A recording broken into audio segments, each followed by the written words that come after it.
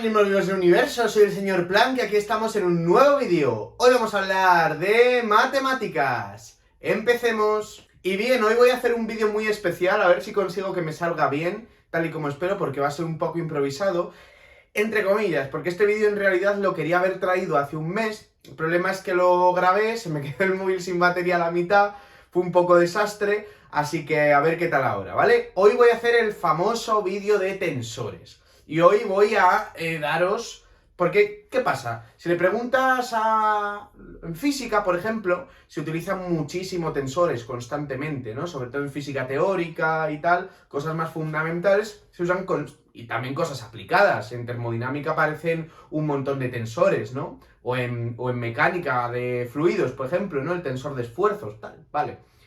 O sea, los tensores son omnipresentes en física, ahora os digo brevemente por qué. Pero claro, parece un poco que se habla de tensor con mucha naturalidad y si luego preguntan lo que es un tensor, en algunos casos parece que es secreto de sumerio. O en otros te dan una definición con la que un matemático, ya os digo yo, que no estaría satisfecho. O al menos no definiría tensor estrictamente como eso. De la misma manera que si le preguntas a un físico teórico qué es un vector, te va a dar una definición que es generalizada por su definición de tensor, pero que si le preguntas a un matemático o a cualquier persona de bien qué es un vector, pues te va a decir un elemento de un espacio vectorial. Vale, a ver qué tal escribe ahora, que he borrado un poquito porque he pintado la pizarra, no sé si os dais cuenta, espero que ya no salga el brilli brilli, porque si no, pues va a ser un poco cutre. Vale, si tú le preguntas a un físico qué es un vector, te va a decir, o qué es un tensor, equivalentemente te va a decir un vector respecto a qué. ¿Vale? Y realmente, claro, es cierto que esta definición no se suele dar en física con demasiado rigor matemático, pero realmente es una definición válida siempre que no nos quedemos con vector a secas, porque si tú me preguntas a mí qué es un vector y a cualquier persona de bien, a secas, te va a decir un elemento de un espacio vectorial. ¿De acuerdo? ¿Qué ocurre? Que en física tenemos transformaciones. Algunas van a ir sobre las coordenadas espaciotemporales, algunas van a ir sobre ciertas coordenadas no espaciotemporales que se llaman simetrías internas por ese tema, ¿no? Entonces, físicamente, las coordenadas respecto a una base, en R4, o en la variedad que tengamos, y entonces tendremos las coordenadas respecto a un atlas o a un sistema de coordenadas, en una variedad diferenciable, pero no me quiero meter en eso, pero vamos a pensar que el espacio-tiempo es plano y ya está, nos quitamos de problema, en R4, ¿vale? Es decir, las tres espaciales y el tiempo, o si nos queremos quedar las tres espaciales. En física tiene una interpretación física, lo que sería las coordenadas respecto a una base de R3, ¿no? Entonces, yo me puedo decir, vale, ¿qué es un vector bajo rotaciones? Bueno, un vector bajo rotaciones es, pues podemos pensar en que el mundo originalmente está descrito en la base canónica, ¿de acuerdo? Y que entonces pensemos que antes de hacer la transformación, la base respecto a la que medimos coordenadas es la canónica. Quien dice la canónica me vale absolutamente cualquier base, pero por fijar una, pensemos que tenemos la base canónica. Y entonces, pues, fijado un vector, ¿vale? Fijado un vector X de R3, tenemos asociadas tres coordenadas, X1, X2, X3, ¿vale?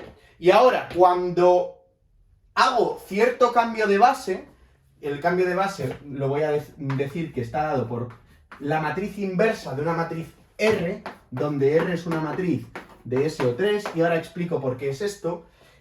Claramente, cuando yo hago el cambio de base a la base que transforma con la inversa, las coordenadas me van a transformar de esta manera, las coordenadas espaciotemporales de lo que llamo el vector posición, ¿vale? XY, que esto tiene una interpretación física, en este caso, aunque matemáticamente sea un vector genérico de R3. XY transformará como RIJ, XJ, que estoy usando convenio de suma de Einstein, un índice abajo y uno arriba, significa que... esto de la inversa podéis olvidarlo por un momento, pero esto significa que está sumado en J, ¿vale? Y esto lo que estoy diciendo es, de la matriz R, el elemento IJ. Podemos olvidarnos de momento de lo de la inversa que he dicho, ¿vale? Simplemente con R, una matriz en SO3, ¿vale? ¿Y qué pasa? Yo me olvido de la base por un momento y digo, las coordenadas del vector posición de una partícula, por ejemplo, transforman de esta manera. Esta es la transformación que aplico sobre R3, ¿vale? Que dicho de otra forma, aplicar esta transformación R3 es equivalente a hacer un cambio de base con la matriz inversa de R.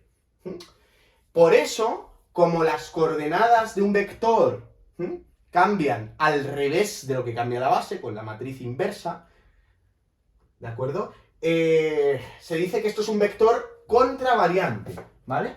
Pero en general, ¿qué sería un vector contravariante bajo rotaciones? ¿Vale? Aquí me estoy fijando en la posición espaciotemporal. Pues un físico te diría, pues no pasa nada. Un vector contravariante bajo rotaciones es cualquier triplete de números, por lo tanto también va a ser un vector de R3, pero no todos los vectores de R3, sino que es un vector bajo rotaciones, es un vector de R3, tal que bajo la transformación, ¿de acuerdo? Bajo, si queréis, la aplicación lineal que me lleva las coordenadas de este que tiene interpretación física de posición, ¿vale? Entonces, la transformación la aplico respecto a las coordenadas espaciotemporales. Y esto, cada componente en general será una función de las x, de las posiciones, de las 3. ¿Cómo transforma? Pues cualquier cosa que transforme así, igual que lo hacen las coordenadas de la posición bajo rotaciones.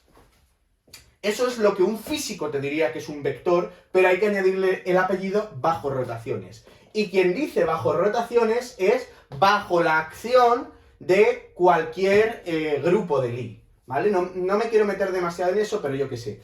Otra opción, yo que sé, bajo transformaciones Lorentz, que son las del espacio-tiempo, pues en vez de tener un vector de R3, lo que tenemos es un vector de R4, ¿vale? O de R31, si consideramos la métrica de Minkowski.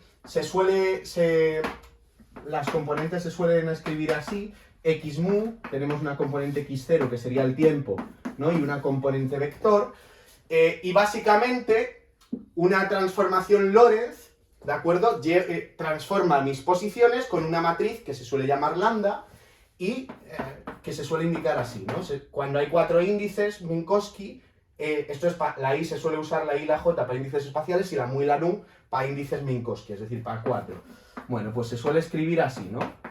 Dices, vale, cuando yo aplico una transformación Lorentz a mi espacio, que viene dada por una cierta matriz lambda, que pertenece al espacio SO31, aquí ya no me voy a meter, pero digamos este es otro grupo de matrices, ¿sí?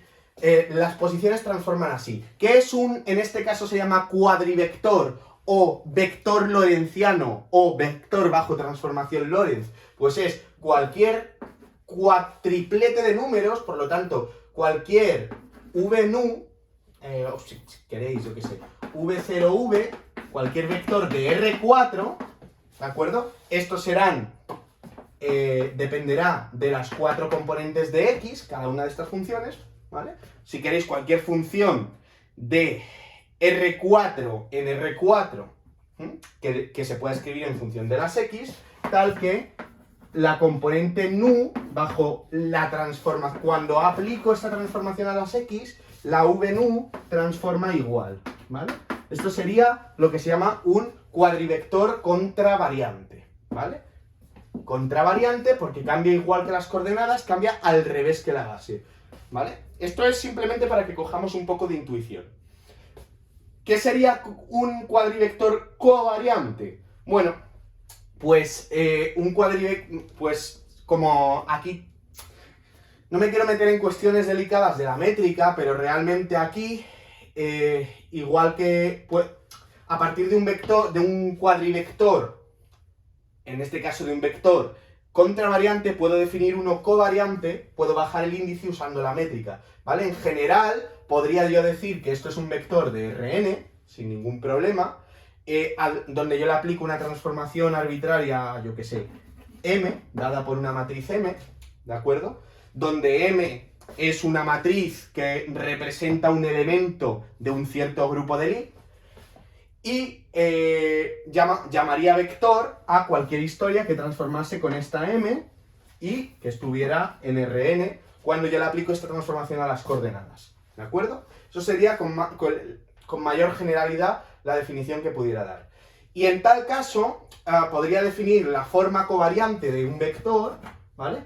V sub nu como, covariante sub nu, como, pues bajando pues a partir del V super nu, y aquí lo que tendría que meterle es la métrica que tuviera ese espacio. En vez de en Rn podría ser Rn, sí, pero coordenadas de una variable diferenciable. Vamos a meter Rn en general para no liar demasiado, aunque yo creo que ya estoy liando bastante. Y esta sería la matriz de la métrica, ¿de acuerdo? Cuando tenemos una estructura de métrica riemanniana, en el caso de métrica plana, ¿no? Yo qué sé, por ejemplo, si esto estuviera en R31 o en R4, que es el espacio-tiempo de Minkowski, donde tengo la métrica eta mu nu, da igual que lo ponga arriba o abajo, que sería menos 1, 1, 1, 1, pues V sub mu es esta eta mu nu, V super nu, ¿vale? De nuevo, convenio de suma de Einstein. Y estos vectores covariantes transforman de cierta manera, ¿no? Y en general podríamos llamar vector covariante a cualquier cosa que transforme así. Pues esto transformará como G mu nu, y esto será M nu rho V rho, ¿no? Y a cualquier cosa que transforme así se podrían definir historias para expresarlo en función de V sub rho, o yo qué sé, pues se le llamaría vector covariante, ¿vale? Pero no me voy a entrar en esos detalles porque es que es un coñazo ponerme ahora estas historias.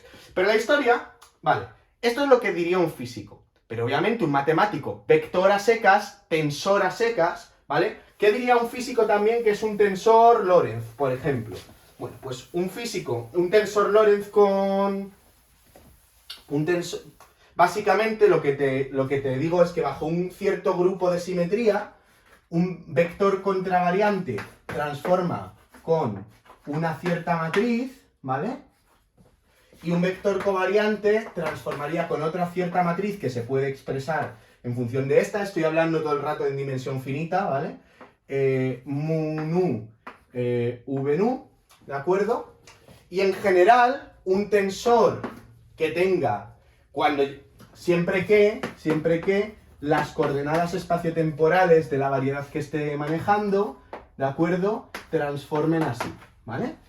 Cuando aplico esta transformación espaciotemporal, que esto transforme así, ¿vale? No haría falta que fuera espaciotemporal, de nuevo, podemos incluir que algunas de estas variables no sean espaciales de verdad, sino que sean simetrías internas, que es lo que se llama, pero da igual. Pues diríamos que un objeto que tiene básicamente una panda de números etiquetadas por mu sub 1, mu sub r arriba, nu sub 1, nu sub s abajo, diríamos que es un tensor de orden RS, R veces contravariante y S veces covariante, a cualquier colección etiquetada por todas estas etiquetas, donde mu 1 hasta mu r recorren vete a saber dónde, de 1 a n cada uno, ¿vale?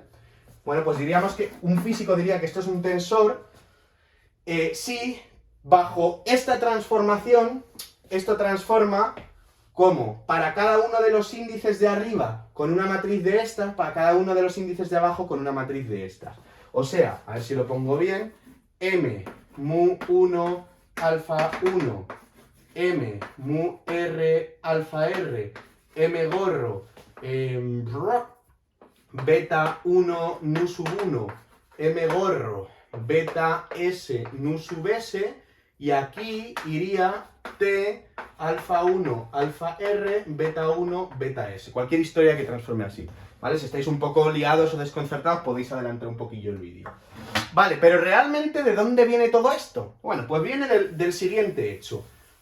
Ahora, olvidemos un poco las chapuzas, entre comillas, estas físicas o abstracciones, porque no son vectores a secas, sino que son vectores con un apellido. Ah, y lo de pseudo significa que transforma exactamente igual, salvo paridad, que es una transformación ya discreta, ¿vale? Digamos que todos estos, eso ya sería añadir un detalle más. Quedémonos en que estos son vectores bajo un grupo de transformaciones y en general tensores bajo un grupo de transformaciones. Le podríamos meter el pronombre pseudo según cómo transforma por paridad. Y entonces a esto propiamente habría que ver que transforma por paridad igual que el vector de Rn y sería pseudovector si transforma de esta manera que he dicho, pero por paridad al revés. Pero ya no me voy a meter en eso. Y todos esos conceptos, de nuevo, están bien definidos, pero no es lo mismo siempre que un vector de Rn, ¿vale? Que un vector de un espacio vectorial. Muy bien. Entonces, volvemos a las matemáticas. Entonces, en matemáticas, un vector es un elemento de un espacio vectorial V, como estaréis cansados de conocer. Y ahora vamos a estudiar un par de historias para coger un poco de intuición, ¿vale? Imaginaos que yo tengo una base, voy a suponer, si queréis, que es la base canónica. La base canónica está descrita por este vector E1 y este vector E2, ¿no? Y que en R2, ¿vale? Voy a trabajar en R2 o en cualquier espacio vectorial de dimensión 2 porque son todos isomorfos. Espacios vectoriales de la misma dimensión son todos isomorfos. Bien, entonces yo ahora voy a seleccionar aquí un vector, yo qué sé, x1, x2. Y estoy poniendo aquí el superíndice arriba a propósito. Bien. Y no sé si aquí debería... Vamos a poner también los vectores de la base, el superíndice arriba, ¿de acuerdo? Bien. Entonces, ¿qué significa que yo esté dando esto? Esto, lo que estoy pintando es esta flecha de aquí, ¿vale? Que es un vector X. Este vector X respecto a esta base tiene estas coordenadas. Esto no es el vector. El vector es un objeto que tiene unas coordenadas respecto de una base. Ahora, estos vectores, yo he dicho que esto es R2, pero esto en vez de R2, yo que sé, podría ser el subespacio generado por las matrices 1, 1, 0, 0 y yo que sé, 0, 1, 0, 0, ¿vale? Y entonces, ¿qué significaría, yo que sé? Si aquí pongo 1 y 2, ¿vale? El vector 1, 2 respecto de esta base, lo que quiero decir es que esto es una vez el vector E1 más dos veces el vector E2. Eso es lo que quiere decir esto respecto de la base formada por E1 y E2. Lo que pasa es que este apellido de aquí de subíndice no se suele poner. Pero estas son las coordenadas de un vector respecto de esta base. ¿Qué pasa? Que en Rn coincide que esto se llama E1 a la n-upla que tiene un 1 en la posición 1 y 0 en el resto, en este caso 2. Y E2 a la n-upla, o sea que justamente estamos construyendo un espacio vectorial cuyos objetos son las n-uplas, en este caso E2-uplas, ¿no? Es decir, un paréntesis con tantas, con n entradas, ¿no? O sea que eso es como se define Rn. Pero, por ejemplo, si yo pillase estas matrices, el 1, 2, yo que sé, esta la llamo A, esta la llamo B, pues el 1, 2, respecto de la base formada por A y B, no voy a entrar en el que es una base ni nada, porque ya lo deberíais saber, pues ¿qué es? Sería la matriz A más dos veces la matriz B, ¿vale? O sea esto lo llamo E1, voy a llamarlo E mayúscula, y E2, ¿vale? Por seguir la notación, sería esto, E1 más E2. Estas son las coordenadas, ¿vale? Una cosa son las coordenadas y otra cosa es el objeto. Y este objeto, pues sería, ¿quién? 1, 2, 0, 1, ¿vale? Esto ya lo he contado en mis vídeos. Vale, pero por simplicidad voy a tomar Rn. Claro, entonces, claro, si yo en un espacio de matrices, por ejemplo, de todas las matrices 2×2, me dan este señor, pues ¿quién es? Esas son las coordenadas de este señor respecto a una base. ¿Qué base? A. Si es la base canónica, pues podría ser esto, por ejemplo, ¿no? Pero también, según qué base pille, podría ser esto. ¿Sabéis? Entonces esa es la historia. Entonces el vector es un objeto intrínseco. Es lo que he pintado en rojo. ¿Qué pasa si yo esta base, yo qué sé, qué pasa? ¿Esto qué significa? Esto significa pues doy un paso en la dirección de E1 y doy dos pasos en la dirección de E2, ¿no? Bueno, tal y como parece que lo he pintado al revés, ¿no? Yo qué sé. se voy a pintar este más cortito. Un paso, dos pasos, un paso. Eso es lo que quiere decir, pero el objeto se queda igual. ¿Qué pasa si hago un cambio de base? ¿Qué pasa si esto medirlo en función de la brújula E1, E2? Yo qué sé, pues lo mido en función de otra brújula, E1', que sea, yo qué sé, este por ejemplo, ¿qué pasa si este lo doblo? ¿No? ¿Qué pasa si E1' es 2E1? ¿Y qué pasa si E2' es, yo qué sé, me lo invento, el 1, 1? E1 más E2, ¿no? O sea, mi E1' ahora quiero que sea el vector 2, 0, y el E2', esto como vector, no las coordenadas, sino que esto es como vector, que también es las coordenadas respecto de la base canónica, y esto que sea el 1, 1. Bien. Bueno, pues básicamente, aquí, fijaos qué es lo que está pasando. ¿Qué pasa si yo ahora lo estoy midiendo con una regla el doble de larga? Bueno, pues tendré que dar la mitad de pasos aquí, ¿verdad que sí? ¿Y qué pasa si yo esta regla ahora la tuerzo? Pues tendré que dar otra serie de pasos. Entonces ahora la cuestión es, mi vector X, yo sé seguro que es este, que es el 2 veces E1 más el E2, porque es un objeto intrínseco. Ahora, el E1 y el E2 habría... Bueno, y esto también sé que es alfa veces el E1' más beta veces el E2'. ¿Cuánto valen alfa y beta? ¿Cuáles son las coordenadas de este mismo objeto respecto de esta misma base? Pues fijaos lo que se hace. No tenemos la expresión, podríamos despejarla, ¿no? Pero a priori no tenemos la expresión que me relaciona, que me pone E1 y E2 en función de E1' y E2'. Pero la recíproca sí tenemos escritas cuál es la nueva base. Entonces, ¿qué podemos hacer? Pues sería sustituir alfa por E1', que sería 2E1, ¿no? Y me quedaría 2 alfa, lo voy a expresar todo en función de 1, más beta por 1, E1, más, ahora 0 veces E1 más una vez E2. ¿Vale? Y entonces lo que tendríamos, igualando, es este sistema de ecuaciones. 2 alfa más beta igual a 2, ¿verdad? Beta igual a 1. Y si os fijáis una cosa, ¿cuál es esta matriz? Esta matriz que me dice la base primada es una cierta matriz por la base nueva. Esta matriz en este caso es la matriz 2, 1, 0, 1. Fijaos qué matriz es esta. 2, 0, 1, 1. Es la traspuesta de esta, ¿no? Luego yo ahora aquí tengo un sistema que me da las coordenadas. Fijaos qué sistema tengo yo aquí. Tengo un sistema cuyas incógnitas son alfa y beta, es decir, las coordenadas en la base nueva, y me está dando las coordenadas en la base antigua. ¿Qué podría hacer? Multiplicar por la inversa de la traspuesta. O sea que las coordenadas, ¿vale? Las coordenadas en la base nueva van con la inversa traspuesta, de la matriz, yo que sé, vamos a llamarlas X1 y X2, con la matriz que me da cómo cambia la base antigua, la matriz que me lleva la base antigua a la base nueva. O sea que las coordenadas cambian al revés, donde antes he puesto R inversa, tenía que poner inversa traspuesta, cambian al revés de cómo cambia la base, de manera contravariante.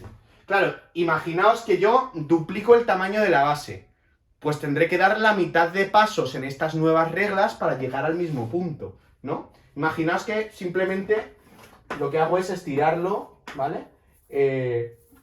Al doble. Pues para llegar al punto que antes me requería 2 pasos aquí y 1 acá, lo que tendré que hacer es dar un solo paso en esta regla que mide el doble y la mitad de pasos en esta regla que mide el doble. La mitad de pasos en ambas. O sea que el 2, 1, bajo la transformación que me lleva la base E1, E2 a la base 2E1, 2E2, las coordenadas irían con un medio, ¿no? Las coordenadas de un vector, x1', x2' serían un medio de x1, un medio de x2. Tendré que contar menos, Si mi regla es más grande, tengo que dar menos pasos en la regla, ¿verdad? Esa es la historia, que precisamente sería la matriz inversa traspuesta, ¿no? Lo que pasa es que como es diagonal, pues la traspuesta es ella misma. Muy bien, pues por eso, precisamente por eso, se da esa definición de vector en física. Porque todo vector, de verdad, todo vector transforma al revés de cómo transformas la base. ¿De acuerdo? Lo que pasa es que, mejor dicho, todo vector transforma al revés. Las coordenadas de un vector transforman, entre comillas, al revés que la base. Transforman con la matriz inversa traspuesta. O sea que, si yo paso de una base B a una base B' con una matriz P, las coordenadas pasan a unas coordenadas x1', xn', con la matriz P inversa traspuesta. ¿Vale? Es decir, cambian al revés. Por eso se habla de vector contravariante en física. Porque contravariante significa que varía en contra, que varía al revés de cómo varía la base. Esa es un poco la intuición, ¿vale?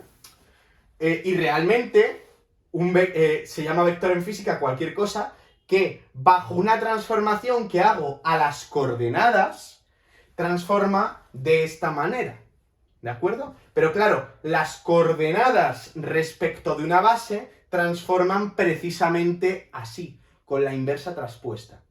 Entonces, en R3 yo fijo una base, pillo un vector posición arbitrario, pero lo fijo, aunque sea arbitrario.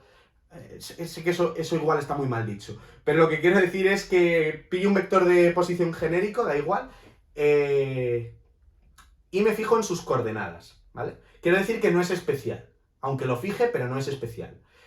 Me fijo en sus coordenadas. Y ahora, a esas coordenadas, o a ese vector, le aplico una transformación, ¿de acuerdo? Transformarán sus coordenadas de cierta manera. Y si lo estoy describiendo en espacios vectoriales, si son transformaciones lineales lo que estoy haciendo, la base transformará al revés, ¿no? Porque la inversa y la traspuesta son involutivas. Entonces, si a esto lo llamo P, pues a esto lo llamo P inversa traspuesta. ¿Qué más me da? ¿Verdad? Y por eso cualquier cosa que transforme igual que las coordenadas, al revés que la base, bajo un grupo de transformaciones que yo aplico típicamente a las coordenadas espaciotemporales, aunque no tienen por qué ser espaciotemporales, ¿no? Puede ser al spin, por ejemplo, y ese tipo de historias, pero no me voy a meter ya en eso porque eso ya es divagar. Por divagar, pues a ese tipo de transformaciones se llama vector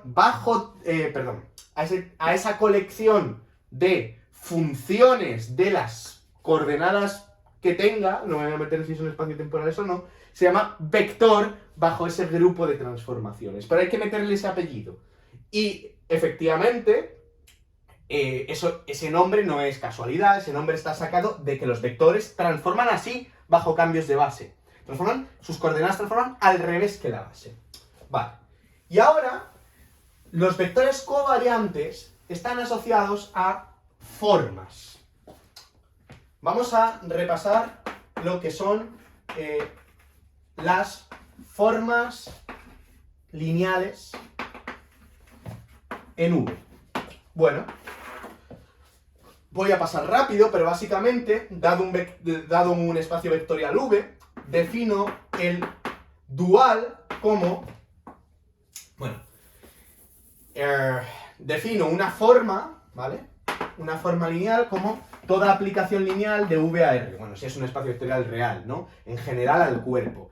Incluso no hace falta que sea un espacio vectorial. Podríamos tener una estructura de módulo, pero eso lo comento un poco más adelante. Cualquier aplicación lineal, cualquier aplicación lineal entre el espacio vectorial y R con su estructura de espacio vectorial. O K, el cuerpo que sea, ¿no? Porque todo cuerpo es un espacio vectorial con cuerpo el mismo de dimensión 1.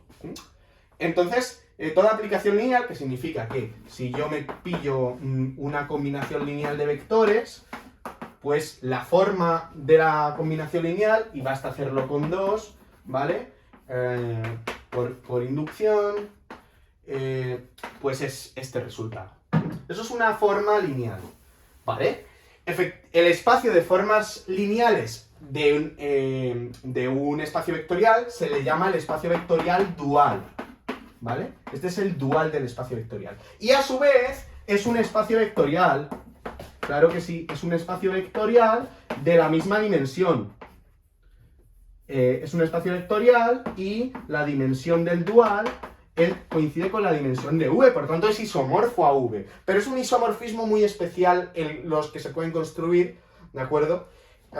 Ya que no respetan el tema de las inclusiones, los subespacios y tal. En eso no me voy a meter porque eso ya es de álgebra lineal. Pero básicamente ese es el espacio vectorial dual. Bien, ¿qué pasa? Y aquí es donde está la gracia del asunto. Obviamente, pues esto a su vez es un espacio vectorial, ¿no? Si yo considero aquí una base, ¿de acuerdo? Y yo considero una forma, pues cualquier forma se puede expresar con una base genérica del dual y efectivamente las coordenadas de esa forma, como es un vector, cuando yo aplique un cambio de base, pues van a transformar con la inversa traspuesta. Pero, y aquí es donde está la gracia, si nos fijamos en cómo cambiarían las coordenadas cuando el cambio de base lo hago en V, en vez de en el dual, ¿vale? Es decir, miro el dual no como un espacio vectorial en sí mismo, sino como un espacio asociado a V, y es en V donde hago el cambio de coordenadas, cómo cambian las coordenadas de una forma en una base, y no en cualquier base, bueno, sí, cualquier base, pero vamos a construir una base asociada a una base de V, y vamos a ver cómo cambian, ¿vale? Pues dada una base, sea, esto lo recuerdo rápidamente, sea V1, Vn, una base de V, ¿vale? Puedo defino V sub I, ahora voy a poner aquí abajo, el subíndice para las formas, ahora vemos inmediatamente por qué, como una forma, ¿vale? Defino V sub I como un elemento del dual, por tanto como una forma sobre V, y como esto es un espacio vectorial de dimensión n, bueno, o más generalmente, como las formas son funciones, pues basta describir su acción sobre todos los elementos de V, y como son formas lineales, ¿vale? Basta describir su actuación sobre una base. Entonces, la forma V sub I es la forma que actúa, basta describir su actuación sobre una base, de la siguiente manera. Si me pillo el vector V super J de esta base, esto me devuelve la delta de Kronecker. ¿Qué significa? Si he metido el vector de esta base con el mismo índice, esto me devuelve un 1. Si no, me devuelve un 0. Es decir, que dada una base, dada una base de un espacio vectorial, existe una base esto hay que probar que es una base, pero eso es inmediato. Existe una base del dual, como espacio vectorial en sí mismo, asociada a esta base, que actúa de esta manera sobre la base. Vale, y ahora consideremos la siguiente situación. Tengo una base, la voy a llamar otra vez E1, aunque no sea la canónica, ¿vale? Tengo una base en V. Y ahora cambio de base en V. Cambio de base usando una matriz P a una base E1', En' en V. Asociada a esta base, tengo una base en el dual, que es E sub 1, E sub n. Y asociada a esta base, tengo otra base en el dual que será E'1, E'N. No las voy a poner. Pero el caso es que esas son las dos bases de V dual. Entonces, cualquier forma la voy a poder expresar en una base dual. En cualquier base, en particular en una base dual, ¿no? Entonces, cualquier forma la voy a poder escribir como un lambda sub i, E sub i, ¿vale? O si queremos usar el convenio de suma de Einstein, lambda super i, E sub i, ¿vale? Abreviado.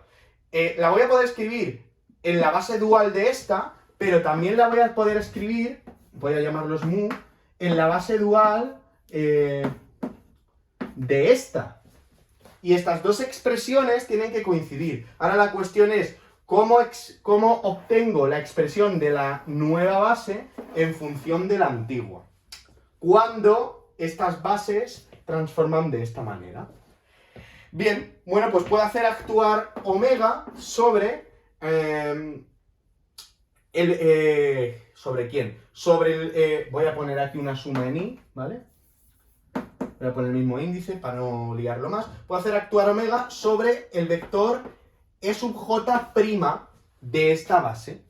De esta manera, aquí e sub i' evaluado en ej' es una delta de Kronecker, es decir, en toda esta suma, recuerdo que aquí hay una suma en i escondida, ¿vale? En toda esta suma solamente sobrevive, solamente es no nulo el término jésimo, con lo cual, y vale 1, con lo cual el resultado de aplicar omega en este vector me tiene que dar, por un lado, mu sub j. Pero tiene que ser lo mismo que aplicar omega sobre esta expresión de aquí. Y ahora, como omega es lineal, puedo sacar la lambda sub i fuera, y esto es lo mismo que lambda sub i, omega de e sub... a ver... No, perdón. Lambda sub i, e sub i, aplicado sobre e sub j', ¿vale? Y ahora, e sub j' sí que sé cómo está relacionado con las e sub i's. Es que e sub j' viene dado por la matriz P. O sea que sería la matriz P, j, k, e sub k. De nuevo, convenio de suma de Einstein. Vale, esto lo puedo insertar aquí. Y entonces me queda lambda i, p, j, k, saco las PJKs fuera, E sub i, E super K, y E sub i, E super K, si sé cómo actúa, esto es una delta de KI, de manera que la I la cambio por una K, o la K la cambio por una I, según quiera, voy a cambiar la K por una I, y me queda esto de aquí, que es precisamente decir que esto de aquí, PJI, puedo conmutar porque es la suma de dos reales, pero básicamente esta es la suma, ¿verdad? Esta es la suma de en i de estas historias, que es lo mismo que matricialmente pillarte la matriz P, pillarte el vector de coordenadas, lambda 1, lambda n, y quedar, esto me dará otro vector, quedarte con la componente J. Y esto es precisamente la componente J de las nuevas coordenadas. O sea que las nuevas coordenadas, mu super 1, mu super n, transforman directamente con la P, ¿de acuerdo? Respecto de las antiguas lambda 1, lambda n. O sea que las coordenadas de una forma en una base, cuando yo el cambio de base lo hago en mi espacio V, me transforman igual que los vectores de la base. No que las coordenadas, que los vectores de la base. Por eso se dice que son vectores covariantes. O sea que ya tenemos una identificación respecto a leyes de transformación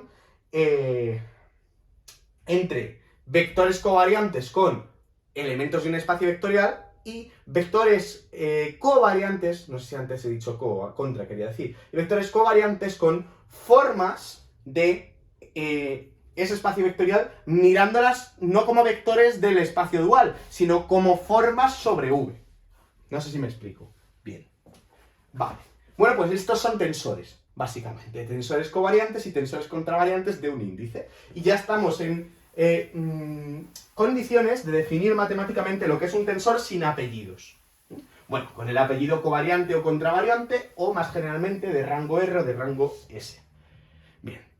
Entonces ya podemos definir tranquilamente lo que es un tensor de...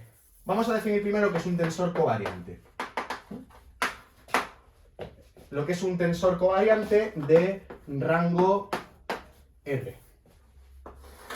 O lo que más tarde llamaremos un tensor de rango S. Dejadme llamarlo un tensor 0S. Bien, ¿qué es un tensor covariante de rango S?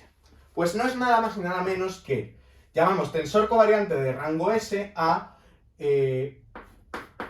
es toda aplicación S lineal en un espacio vectorial V, y defino lo que es una aplicación S lineal, una aplicación me basta. Me basta.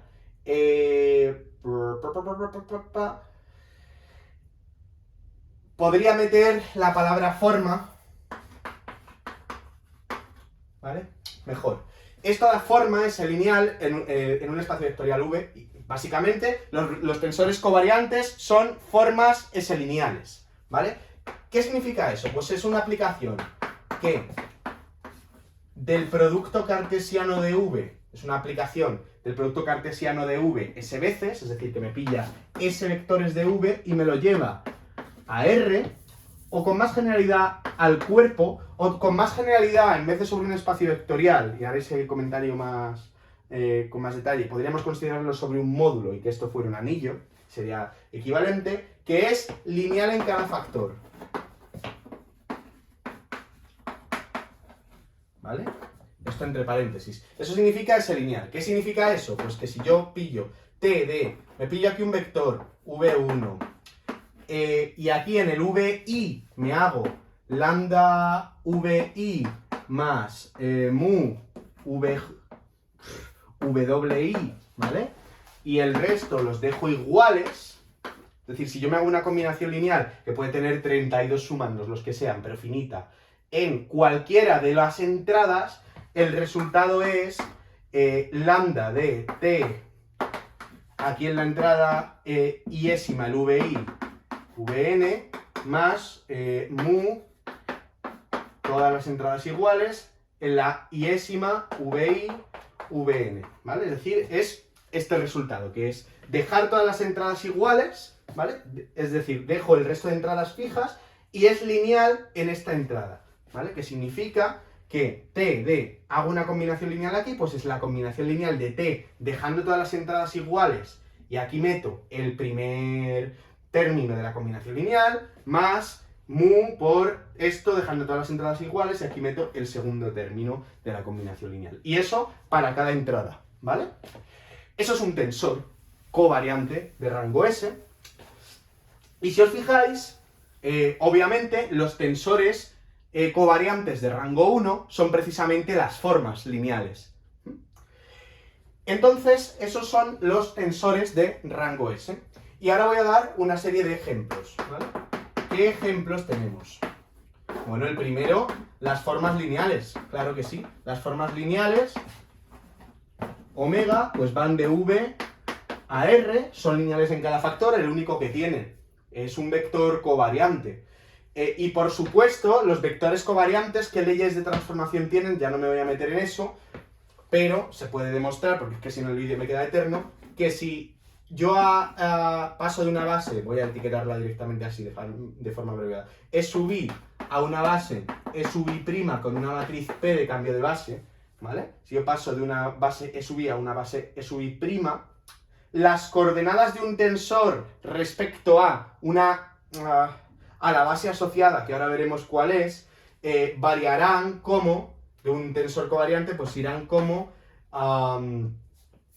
de la siguiente manera, ¿no? T sub, voy a poner los índices abajo, I1 y S, este tensor transformará como P, bueno, pues como te he dicho antes, ¿no? Transformará de la manera que corresponde, que es igual que la base, o sea que aquí hay un I1, J1, P y S, JS, ¿de acuerdo? Y aquí T, J1, JS. Transforman así, no voy a demostrarlo, convenio de suma de Einstein también. Bien. Entonces las formas lineales son el primer ejemplo. Otro que conocéis, hombre, el determinante. El determinante en un espacio vectorial, claro que sí. El determinante, de hecho, no es una forma cualquiera, sino que es la única forma en el lineal alternada que asocia a los vectores, determinante fija de una base, determinante en base B, que asocia a los vectores de una base que tiene que estar ordenada en un orden prefijado, aquí sí que importa el orden, el 1, ¿vale? O sea, que es una forma n-lineal, además es alternada, que en eso no me voy a meter, pero bueno, tiene que ver con si yo cambio el orden de los factores, cómo me cambia de signo, ¿vale? Es decir, si yo aplico una permutación par a las entradas que tengo, al orden en el que las meto, pues el determinante se queda igual. Si aplico una impar, cambia de signo, ¿no? Básicamente, si permuto 2, cambia de signo. Pues es la única forma de dimensión n, ¿vale? Es la única forma n-lineal alternada que asocia a los vectores de la base el número 1, ¿vale? Es decir, que al E1 hasta En, si yo hago el determinante de eso, si yo hago esa forma y me la calculo en esas entradas, me da 1. Bueno, pues esa es otra. Pero hay otro, todos estos son tensores covariantes, ¿de acuerdo? Pero hay otro tensor que es muy importante, y aquí, esto es un tensor, de hecho hay otros dos que aparecen en geometría diferencial, en geometría riemanniana en particular, que son muy importantes. Uno es el tensor métrico, ¿vale? El tensor métrico o la métrica se puede ver realmente, se define lo que es en un curso de geometría diferencial típicamente una métrica riemanniana, pero realmente la métrica es un tensor, ¿de acuerdo? Pero no sobre un espacio vectorial. Realmente sí que es un espacio vectorial lo que tenemos, pero no tiene esta estructura de ir al cuerpo en el espacio vectorial, sino que tiene una estructura o sea, a ver, voy a hablar claro. El tensor métrico, ¿vale? Es un tensor covariante sobre los campos vectoriales de una variedad, ¿vale? Tensor métrico en una variedad riemanniana, o en una variedad diferenciable, basta que sea Hausdorff y segundo axioma, M se puede ver como una aplicación que va de esto, que esto es un espacio vectorial real de dimensión infinita enorme, pero es un módulo sobre el anillo de las funciones c infinito en M, o en un entorno de un punto en M, en las funciones c infinito en M. ¿Qué significa que sea un módulo? Un módulo es en esencia lo mismo que un espacio vectorial, pero en vez de con coeficientes en un cuerpo, con coeficientes en un anillo. Y si el anillo no es conmutativo, pues ya tenemos módulos a izquierdas, módulos a derechas, etc. Bueno, multiplicación a izquierdas, multiplicación a derechas, etc. Con lo cual es un lío. Pero por suerte este anillo es conmutativo y unitario. Así que esa serie de problemas no lo tenemos. El problema que podemos tener, efectivamente, viene con los inversos, ¿de acuerdo? Por eso, en general, el anillo de las funciones c infinito no es un cuerpo, sino que es un anillo. Y esto es un tensor entendido de esta manera, ¿vale? De hecho, ¿esto qué hace? Esto me pilla dos campos en la variedad y me asocia a una función de ellos, ¿de acuerdo? Esto es una función, de manera que si yo...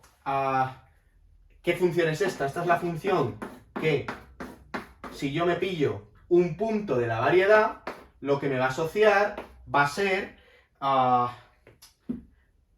la métrica definida. La métrica se puede... Bueno, la métrica en el punto, vamos a llamarla así. La métrica en el punto, la métrica también se puede ver como una correspondencia que a puntos le asocia productos escalares en el tangente, ¿vale? Y el producto escalar es una forma bilineal, en particular. Simétrica definida positiva. Entonces, este producto escalar, si quieres, esto se puede denotar así. Producto escalar de el vector tangente en P por X, el vector tangente en P por Y, en el punto P. ¿Quién es X sustituido en P? Bueno, pues un campo se puede ver también como una función que a puntos, bueno, una función realmente de la variedad en el fibrado tangente, pero como ya he explicado, es una función que a puntos asocia en esencia vectores tangentes. Depende de qué definición demos, habría que componer o no con la proyección sobre el primer factor, y aquí tenemos el producto escalar de estos dos vectores tangentes que vienen dados por estos campos, y es el producto escalar fijado a un punto, porque el producto escalar en general depende del punto. Bueno, ese es el tensor métrico. También hay otro tensor que aparece mucho, y esto os lo estoy contando por si hay físicos que me estén viendo, porque son importantes en relatividad general. Y es el tensor curvatura, ¿de acuerdo? De nuevo sobre el módulo, el anillo de las funciones de infinito. Pero estos son tensores sobre módulos, no es lo mismo que un tensor sobre... En esencia es lo mismo, pero con esa sutileza matemática. Muy bien. Y ahora, vale, estos tensores los hemos construido como formas porque sabemos que las formas transforman de manera covariante. Entonces, la generalización de una forma lineal sabemos que va a transformar covariantemente. Pero en general, ¿cómo vamos a definir un tensor contravariante? Y de momento no estamos mezclando covariante con contravariante. Bueno, pues ahí tenemos un problema, porque estamos viendo de nuevo, ya os estoy diciendo, los tensores como formas. Pero, claro, las formas transforman adecuadamente cuando las formas lineales cuando aplico una transformación sobre la base. Transforman igual que la base del espacio vectorial. Pero...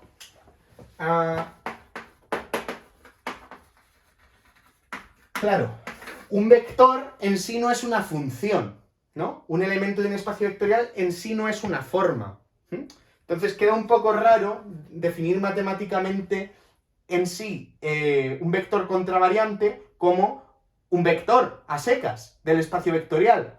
Porque para eso te quedas con vector y ya está, no hay que meterle apellido. Entonces, para trasladarlo a un lenguaje que sea absolutamente compatible con el de las tensores covariantes y para que además se puedan mezclar, como veremos inmediatamente, un tensor contravariante de rango R, ¿qué es? Pues es lo siguiente. Es toda... y ahora explico por qué. Básicamente es un tensor covariante en el dual. O sea, es toda aplicación que lo que me hace es... me pilla R copias del dual, ¿vale? Es básicamente toda forma R lineal del dual. ¿Y por qué es esto? Porque pensadlo de esta manera, y además es bastante sencillo de pensar. Puedo definir el dual del dual.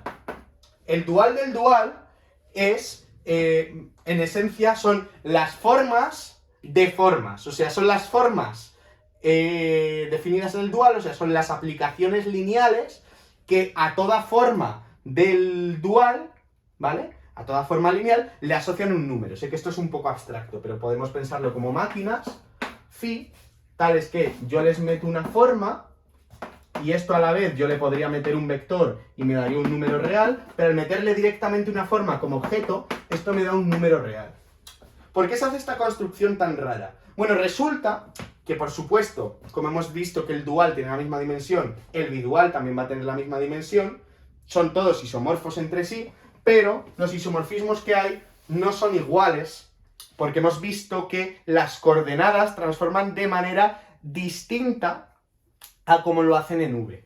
Pero tenemos un isomorfismo muy especial, y no voy a desarrollar esto, entre V y el bidual, que se llama el isomorfismo canónico, ¿vale? Y esto tiene que ver con que, y esto lo que me está diciendo básicamente es que la dualidad es una propiedad involutiva. ¿Esto qué me está diciendo? Canónico significa que se comporta bien con las inclusiones, las leyes de transformación, etc. No voy a desarrollar mucho. Pero básicamente me está diciendo que puedo distinguir dos espacios de la misma dimensión, dos espacios vectoriales de la misma dimensión, V y su dual. Porque si vuelvo a dualizar, en esencia obtengo otra vez las mismas propiedades que V. O sea que todos los vectores de V se pueden ver como vectores del bidual, o básicamente como formas que a un vector del dual me lo llevan a un número real.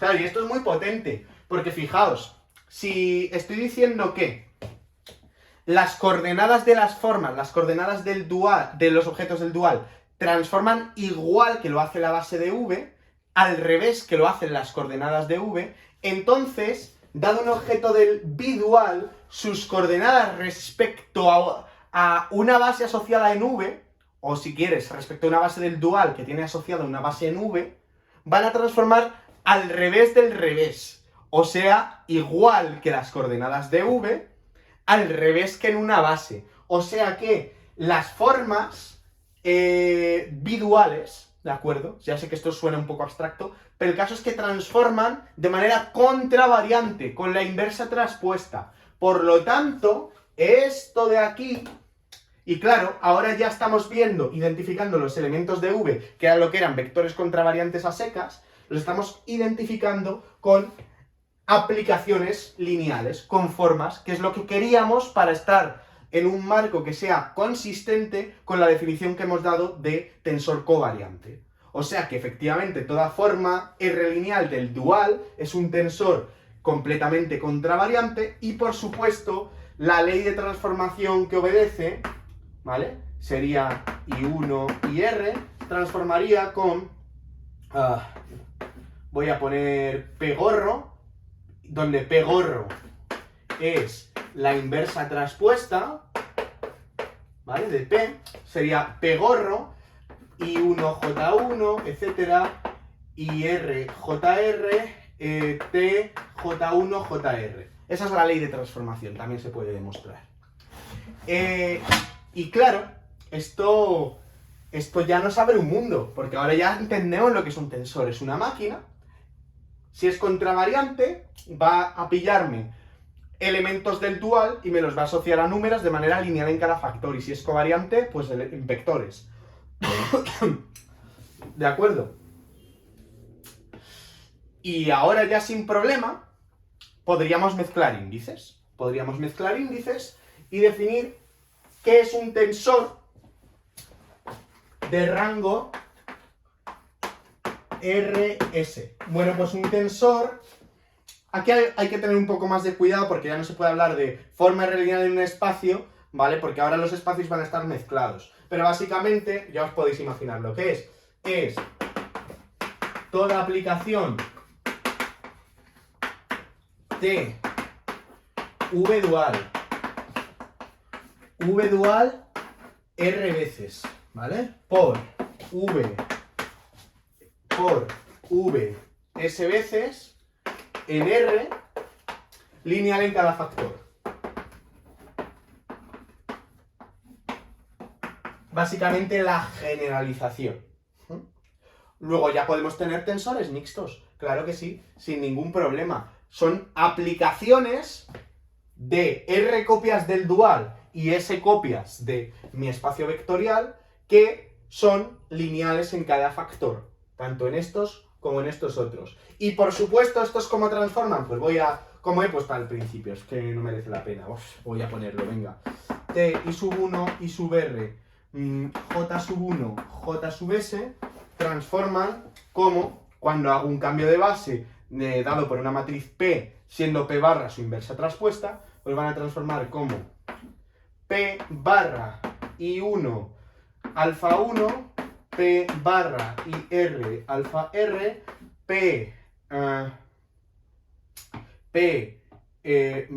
beta 1 J1, P beta S JS, T alfa 1 alfa, a ver si lo estoy poniendo bien, sí, alfa R, beta 1 beta S. Transforman de esta manera, de nuevo, el convenio de suma de Einstein. Muy bien, eso es un tensor de rango RS.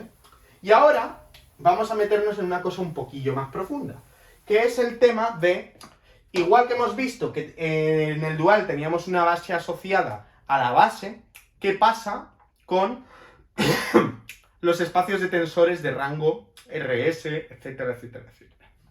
Bueno, es un poco más delicado mezclarlos, por supuesto, todos esos espacios forman espacios vectoriales.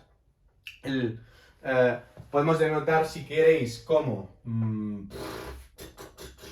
se denotan? Con una lambda, es que no me acuerdo qué letra se usaba para las alternadas y cuál para estas historias, pero bueno, voy a usar así como una T caligráfica, por ejemplo, R de V, para denotar al conjunto de los vectores de los tensores. Ojo, porque esta notación es la contraria a la que se usa, por ejemplo, en el libro de Lie, ¿vale? La R para el espacio se usa para los covariantes y la S abajo para los contravariantes. Un poco lioso, así que para mantener la notación, esto denota el espacio de los tensores contravariantes de rango R, ¿vale? Si le meto una S abajo sería el de rango S, y si le meto RS, los tensores mixtos de rango RS, ¿vale? Entonces me voy a centrar en los covariantes, todos ellos son espacios vectoriales, pero voy a construir la base para el de los covariantes, ¿vale? Para el de los tensores covariantes. Y veréis por qué lo hago solo para uno, porque luego la construcción es análoga para los otros con una abstracción que voy a presentar. Entonces, esto, con la suma y el producto por escalares, que no voy a entrar otra vez en cómo se define porque es una chorrada, pues sobre el cuerpo es un espacio vectorial. ¿De qué dimensión? De dimensión dimensión de V elevado a S. N a la S, ¿vale? N elevado a S. O sea que es grande, crece exponencialmente con el rango. ¿Qué base podemos construir ahí? Pues bien, voy a definir primero una aplicación entre una aplicación binaria y externa entre tensores tienen que ser, eso sí, o los dos covariantes o los dos contravariantes. A priori. Luego la podemos definir en general. Pero voy a definir esta aplicación, que es el producto tensorial, que lo que me hace es, me pilla un tensor de rango S, voy a usar letras distintas porque si no es un lío. Un tensor de rango S, un tensor de rango T, poco igual una mierda la notación, y me lo va a llevar a un tensor de rango S más T sobre V, completamente contravariante. ¿Y esto qué hace?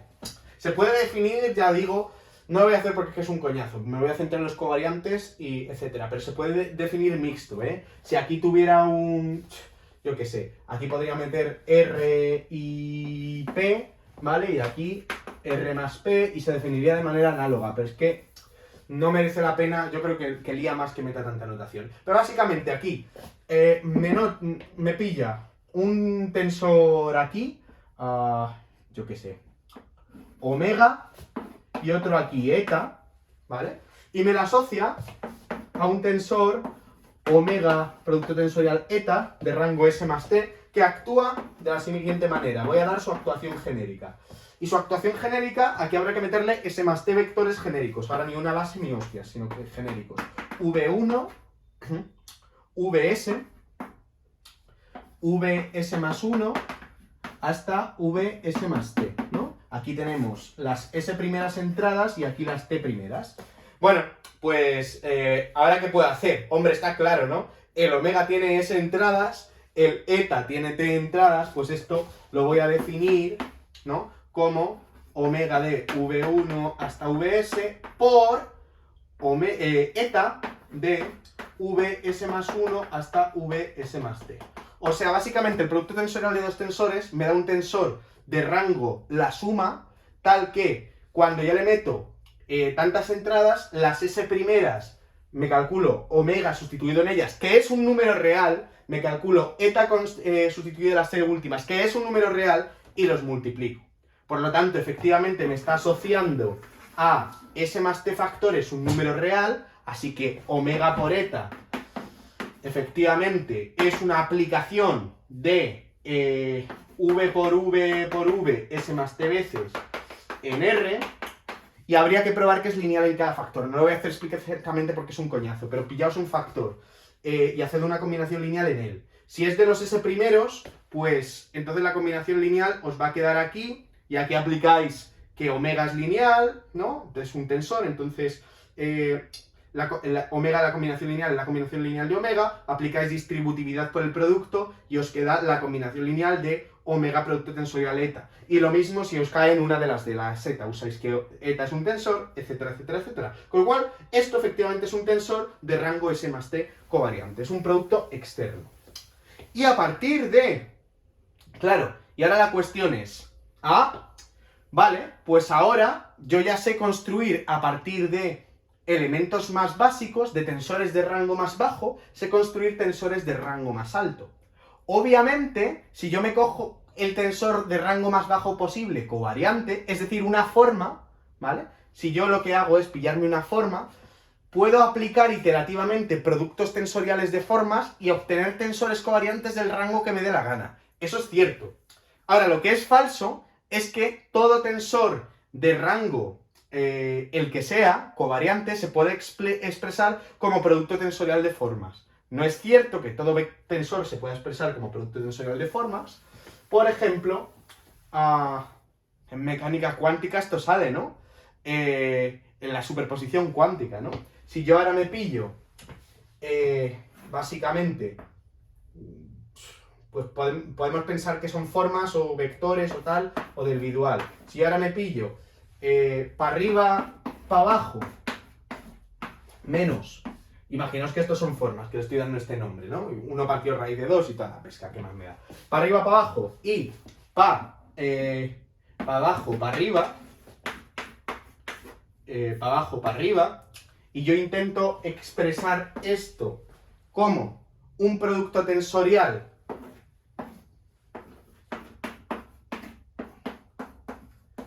de dos formas,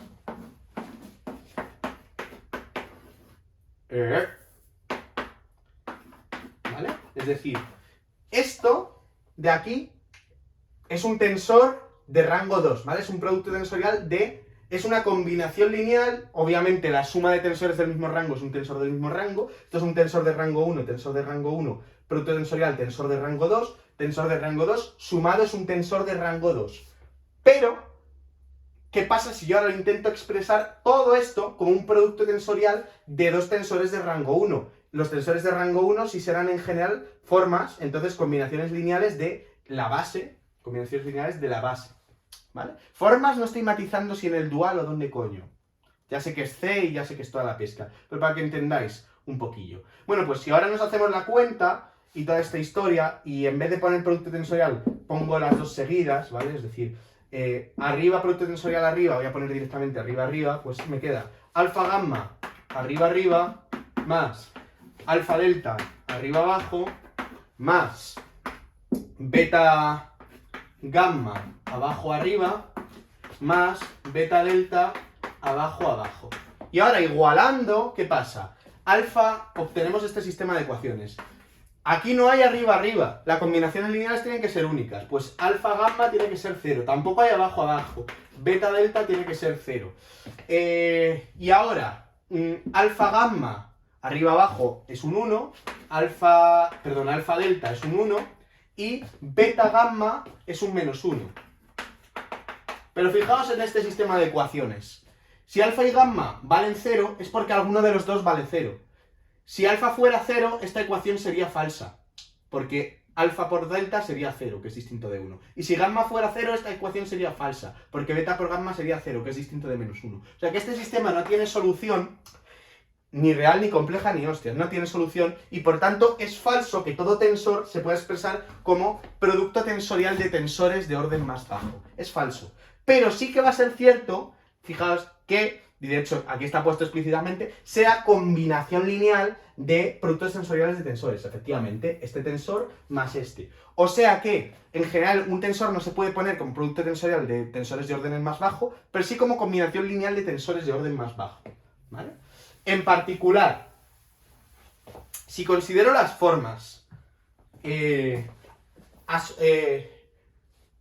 yo qué sé, si considero una base del dual, E sub 1, E sub n, que la puedo pensar como base dual de alguna base, de una base E super 1, E super n, igual que toda base tiene asociada una base dual, toda base del dual tiene asociada una base de la que es base dual. Ya sé que esto es un poco redundante, pero lo explico por si acaso, ¿vale? Es decir, para esta existirá, esto es una base, voy a ponerlo claro porque es un poco lioso, base de V superestrella, ¿vale?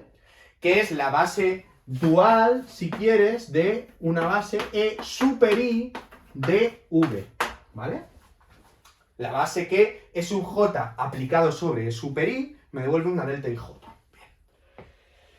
Bien. Pues, dada esta base, entonces se puede probar, no lo voy a hacer porque ya veo que me está quedando el vídeo larguísimo, pero que E sub I sub 1, producto tensorial, E sub I sub S, ¿dónde?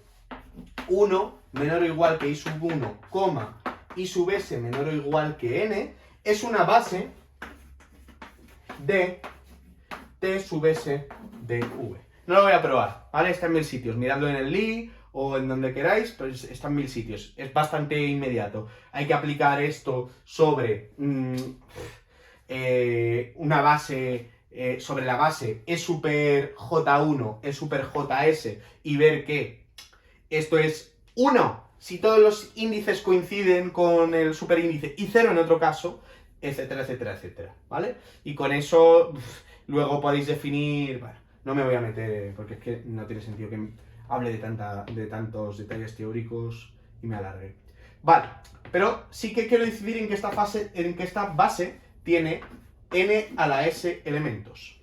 Y es que estos i sub 1 y sub s son etiquetas, cada una recorre desde 1 hasta n y se pueden repetir sin problema en el producto tensorial, no hay ningún problema. O sea, por ejemplo, si yo tengo un espacio vectorial de dimensión 2, ¿vale?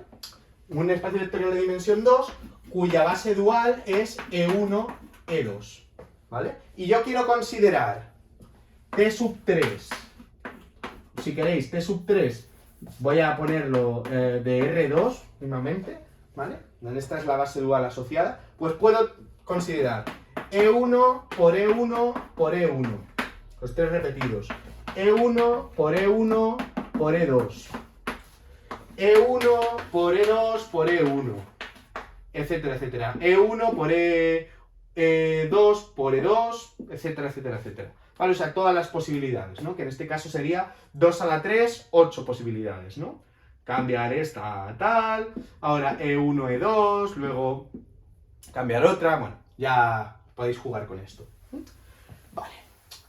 Pero, ahora, el hecho de que todo tensor de rango S se puede escribir como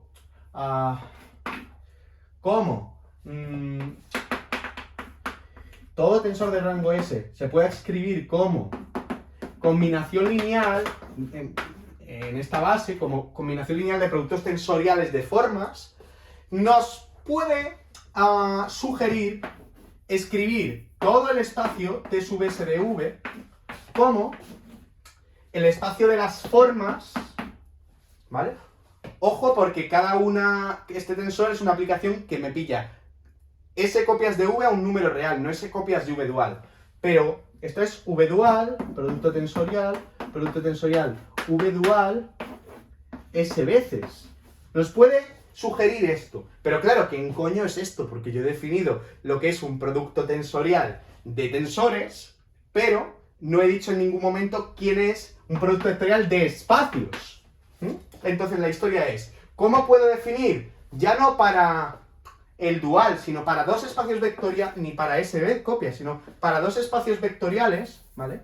Dados V y W espacios vectoriales, ¿cómo puedo definir un espacio vectorial a partir de ellos, de dimensión el producto, obviamente, para que se cumpla, ¿no? Que esto, dimensión n por n por n por n, s veces sea n a la s, o sea que ya sabemos qué dimensión tiene que tener. Si meto 2, pues el producto de las dos, ¿no? Si lo hago s veces tal.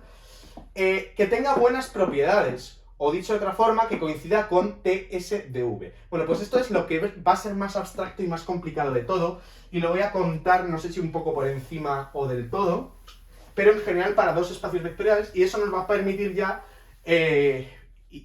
en realidad lo que es la noción de tensor, pues con esto bastaría, pero para que veáis lo que es el espacio producto tensorial, porque en física también, espacios de Hilbert, productos tensoriales de espacios de Hilbert, espacio de Fock, espero que no se me haya quedado sin batería, ¿vale? Todo ese tipo de historias aparecen indiscriminadamente, entonces, vale, puede ser que muchos físicos sepan lo que es un tensor, pero con rigor lo que es el espacio producto tensorial, habrá menos de ellos, os lo aseguro. Tampoco hace falta entenderlo y puedes saberte la definición y no entenderlo, ¿no? Vale, entonces, yo en un vídeo hace mucho conté lo que era el espacio vectorial cociente. No lo voy a repetir porque es que me va a dar algo por tiempo, por el calor del foco, etc. Pero, para definir un espacio vectorial cociente, sí que vamos a necesitar una relación de equivalencia, ¿vale? Y por otro lado, dados dos espacios vectoriales, podría pensar en el producto tensorial algo así como el producto cartesiano, el producto de pares, de v-w. Bueno, pues realmente esto en sí no va a tener una estructura buena de espacio vectorial, que sea bilineal, etc. Pero aquí es donde tengo que meter la noción de espacio vectorial, esta es la más abstracta, libre. ¿De acuerdo? Que es análoga, si conocéis lo que es un grupo libre, al grupo libre o al monoide libre, etc.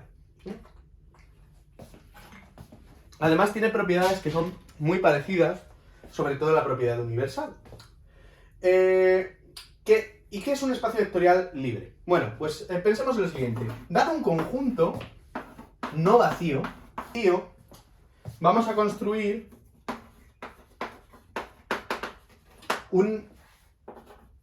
el, entre comillas, menor, porque no he hablado de orden, espacio vectorial que contiene a S. Entonces, S, yo qué sé, es que S puede ser lo que os dé la gana que sea un conjunto. Yo qué sé, S puede ser A, B y C, 3 letras. Vale.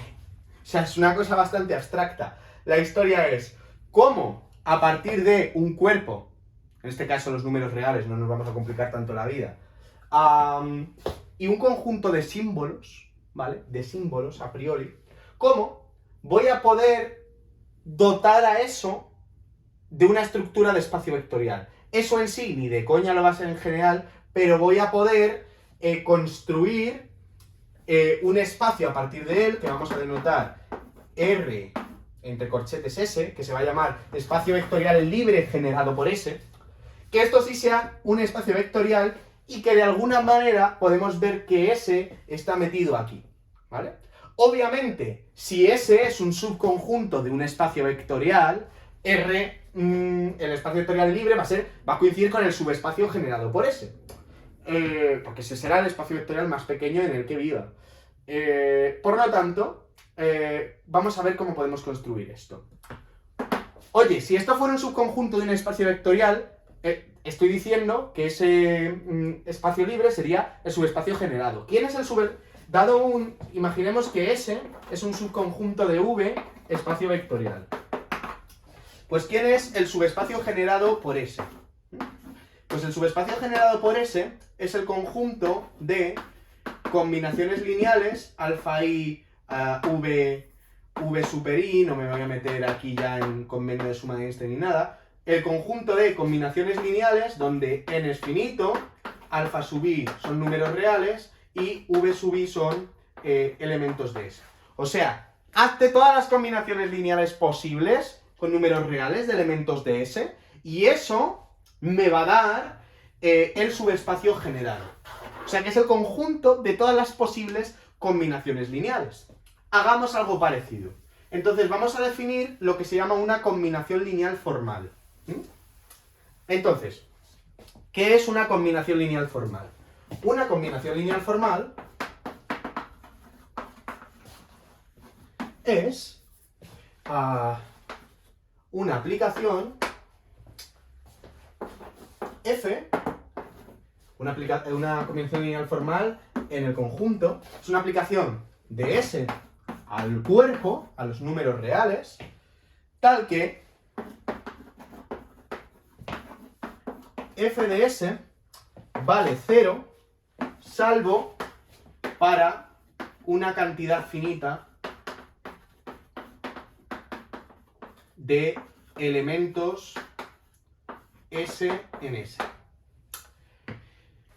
¿Vale? Esto más que ser una combinación lineal de S, es el análogo. Fijaos una cosa, en una combinación lineal yo realmente puedo considerar, yo qué sé, A1, V1 más AN, VN, yo puedo considerar en realidad que se están sumando todos los elementos del espacio, es decir, puedo considerar que es algo del tipo AI, un sumatorio AI, VI, donde I recorre los números reales, por ejemplo, ¿no? O un índice real. Pero lo que sé es que una combinación lineal no es ni no numerable, el número de sumandos que hay, ni mucho menos es infinito, ni siquiera. O sea, se cortan en un momento dado, ¿no?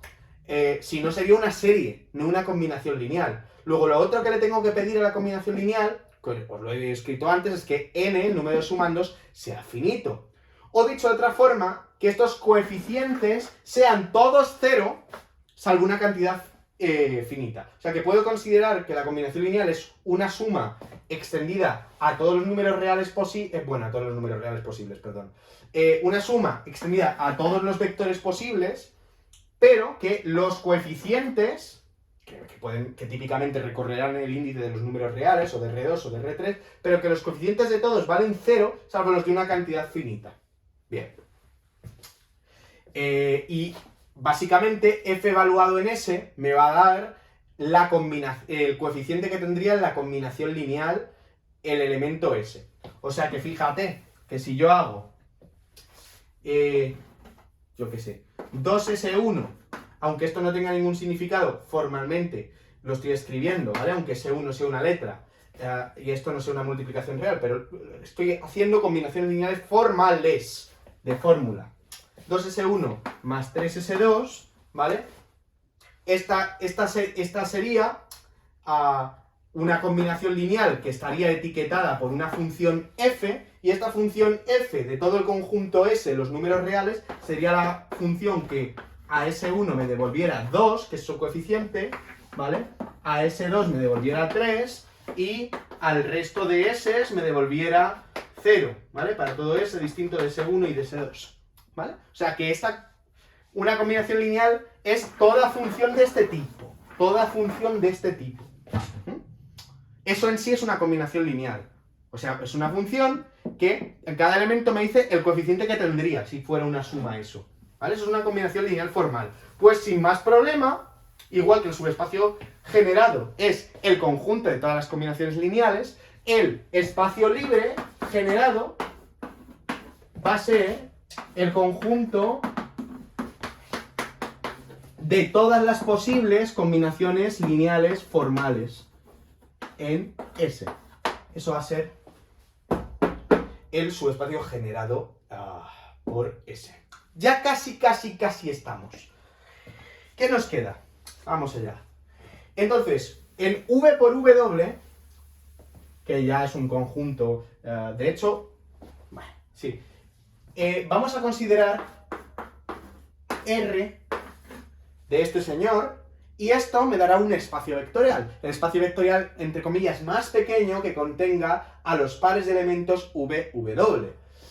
Y esto lo vamos a cocientar por una cierta relación de equivalencia, y a eso de ahí lo vamos a llamar producto tensorial de los espacios V y W. Ahora, ¿qué relación de equivalencia quiero? La relación de equivalencia me está etiquetando elementos que sean iguales. Claro, ¿cuál es el problema? Que aquí va a haber combinaciones lineales que, para que sean bilineales, en este sentido, ¿vale? Es decir, combinaciones de pares V-W, combinaciones lineales de estas, con elementos de estas, que van a tener elementos que van a ser iguales, ¿no? Por ejemplo, el elemento AV-W, si yo quiero que esto sea lineal en cada factor, ¿vale? Igual que lo es un producto escalar, por ejemplo, pues esto quiero que sea lo mismo que V-A-W, por ejemplo, ¿no? O que A-V-W. Entonces, ¿cuáles son las relaciones no triviales que tengo que meter? Una relación de equivalencia se puede describir por sus clases perfectamente, porque es una partición.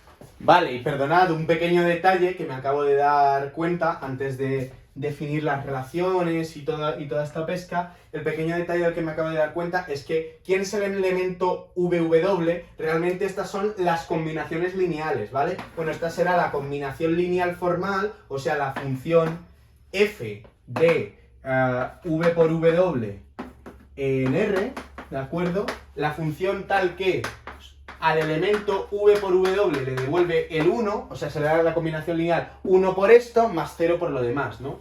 Y que al resto de elementos que devuelva 0 para todo S perteneciente en V por W, quitando este, ¿vale? O sea que cada elemento se identifica de forma trivial con la función que hace esto.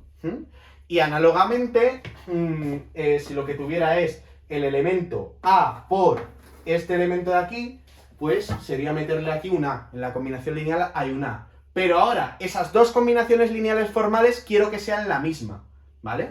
Que es esto que te estoy diciendo yo aquí. Entonces yo quiero linealidad en cada factor.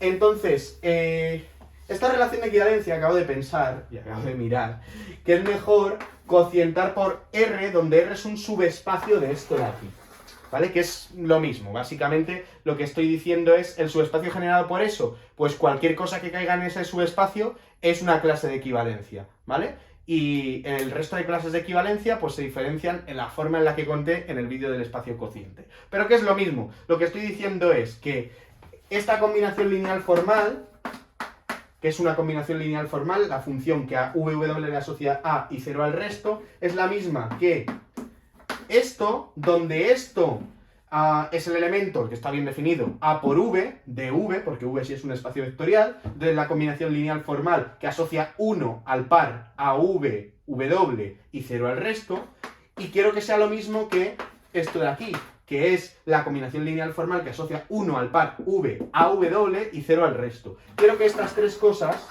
sean lo mismo. Y luego el tema de las sumas. Entonces, voy a considerar R el subespacio generado y voy a cocientar por él, de manera que los elementos que haya en él van a quedar pegados, por las siguientes combinaciones lineales formales, que las escribo ya directamente así. AVW menos AVW con, para todo A en R, VW en V por W, ¿vale? Voy a pillar la chuleta para no dejarme nada. Efectivamente sería AVW menos V a W, igual que estoy diciendo, ¿vale? Y ahora el tema de que sea, esto es lineal respecto al producto por escalares, pero que sea también lineal respecto a de la suma. Pues que sea VW más V', W' menos V más V, V más V', W, esto ya lo puedo tirar, y lo mismo en el otro factor, VW más VW' menos VW más W', esto para todo VW, etc. Claro, ¿qué estoy diciendo aquí? Al poner esta resta, estoy diciendo en particular que estos dos de aquí son iguales como elementos, ¿vale? Al cocientar por R, como lo describí en el vídeo. Aquí estoy diciendo que estos dos son iguales como elementos en el cociente. Que efectivamente, como este es igual que este, pues este también va a ser igual que este, que es lo que he contado. Y estos dos, lo que estoy contando es que si yo me pillo la suma, va a ser igual a esta suma de elementos, es decir, los voy a poder separar en el primer factor. Y lo mismo respecto al segundo. Bueno, pues ese es el espacio cociente, ¿verdad? Básicamente, pues el espacio descrito con esa serie de clases es el espacio cociente del espacio libre generado por el producto de dos espacios vectoriales, que no he dicho si son duales ni hostias, y ese es el espacio producto tensorial, claro que sí. Y ahora, pues por supuesto, con esta notación se verifica lo siguiente: el espacio, a ver si lo pongo bien, de tensores de rango R y S, donde R y S, alguno de los dos puede ser 0, sobre un espacio vectorial, es isomorfo, o se puede escribir como de la siguiente manera. Se puede escribir como, para R, que es el contravariante, aquí hay que meter producto tensorial de, bueno, podría poner el bidual o podría poner V directamente porque son isomorfos, ¿vale? Esto es igual con isomorfismo canónico de espacios vectoriales. Por V dual, producto tensorial V dual, ¿vale? Esto R veces, esto S veces. Ahora ya sí. Ya tenemos esto definido con rigor. Vale, y ahora, para acabar como colofón final, la propiedad más importante que tienen los productos tensoriales de espacios, lo que se llama la propiedad universal. Y repito, no los tensores en sí, sino el producto tensorial de espacios. ¿Qué dice la propiedad universal? Lo voy a enunciar para dos espacios vectoriales, se pueden enunciar para n, de manera natural y general. Pero ese tipo de cosas a mí me parece complicar la notación y la historia a lo tonto, porque obviamente si se ve para dos, pues puedo hacerlo para otro más, considerando como primer factor el generado a partir del producto de los dos primeros, etcétera, y lo puedo iterar. Entonces, me parece que lía más de lo que aclara. Bueno, entonces la voy a enunciar, ¿de acuerdo? ¿Cómo la voy a enunciar, la propiedad universal? Pues fijaos, para dos. Para todo par de espacios vectoriales,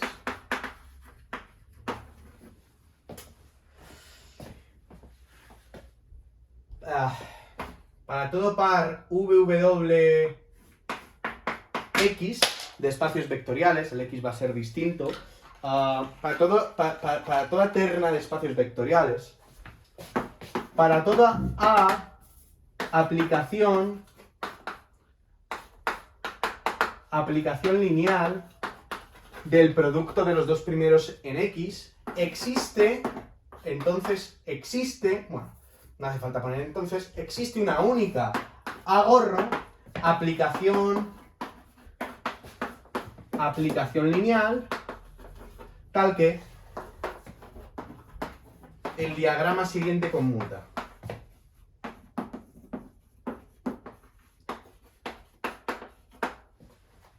¿Vale? Tal que el diagrama siguiente conmuta. Y el diagrama es el siguiente. Tengo mi espacio producto directo, que no producto tensorial, producto directo. De aquí, este es un espacio vectorial, este es un espacio vectorial, de aquí me pillo a otro espacio vectorial, me piro con una aplicación A.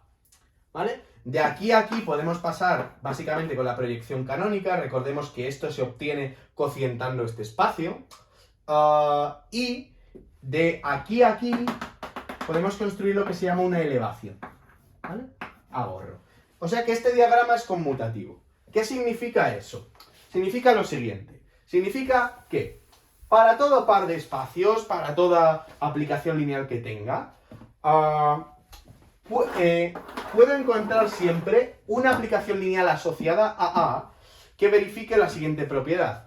Que la propiedad que tiene que verificar es que si yo me pillo un par VW y me voy mediante a X para obtener A de VW, eso tiene que ser lo mismo que irme con la proyección al producto tensorial, que al par VW me asocia el producto tensorial de V con W, y luego irme aquí con agorro. O sea que A de VW sea lo mismo que agorro de V producto tensorial W.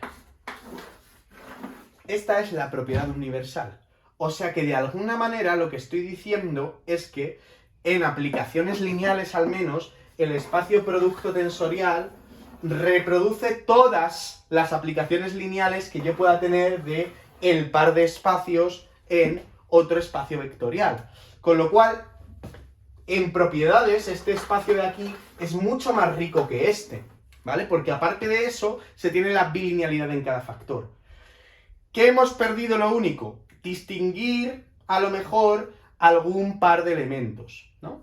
Pero bueno, los pares de elementos que estamos distinguiendo, pues son los que he dicho, ¿no? Bueno, pues esta es la propiedad universal. Y yo creo que con esto y un bizcocho hasta mañana a las 8, ¿no? Ya hemos culminado en vídeo, yo creo que me ha quedado un vídeo bastante completo, no sé si ha liado más de lo que ha aclarado o no, pero bueno, eso es todo por hoy, dadle a like, suscribíos y compartid este vídeo por vuestras redes sociales, como los datos comparten sus electrones para combinarse entre sí. ¡Nos vemos!